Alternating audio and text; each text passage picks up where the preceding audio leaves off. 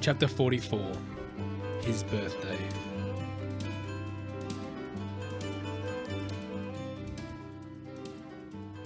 Annika and Luca came home on what was meant to be Drumlin's due date, his birthday. Pop was sitting with us in the kitchen, waiting for them to arrive, when Sam spotted the calendar and the big red circle around the date. He jumped up and ripped that page off in one go, the tearing so loud it made me jump. Then he jammed it so deep into the bin and sat down again. When we heard the front door unlock, we all stood up, and then we didn't know what to do. We waited while Annika came slowly in, with Luca following her.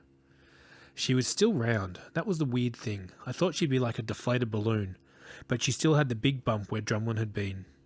Pop was first to move. He took his walking stick and limped right over to Annika, so much taller than her that he had to bend down a little to plant a kiss on her forehead. "All right, love," he said, and she reached up to lay her flat hand on his chest for a second, then nodded and stepped away from him. "I think I'm going to go and lie down," she said, and then she turned to head to their bedroom. Luca reached a hand out to help her, but she waved him away. It was mostly Sam, Pop and me in the days and weeks afterwards, doing our homework, eating dinner together, and then most evenings watching the TV. Annika stayed in her room that first week she came home, and Luca went back to work, and Sam and I went back to school. I felt like we were living in the house with ghosts, hearing Annika moving around in her room but hardly ever coming out. The sounds of Luca leaving late at night for the graveyard shift and coming home too early in the morning. The two of them in their room and whispering, and then sometimes the sound of Annika crying. "This can't go on," Pop said one evening when he didn't know I was listening. "The two of you need to speak to someone, privately and together. For the sake of Sam and Fred, you can't stay this way." I was in my room when I'd been reading under the covers with Luca's torch. I hadn't been able to sleep lately. I'd listened to the sounds of Luca leaving for work in the middle of the night and toss and turn until I heard his car cutting out and the door slamming, keys jingling in the lock, and then his heavy footsteps coming into the house.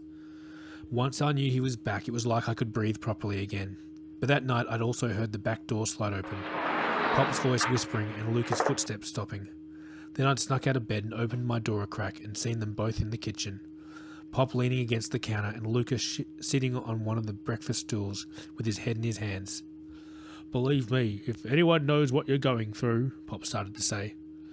"No offense, Jeff, but you have no idea what it's like to keep losing family before you can even get started."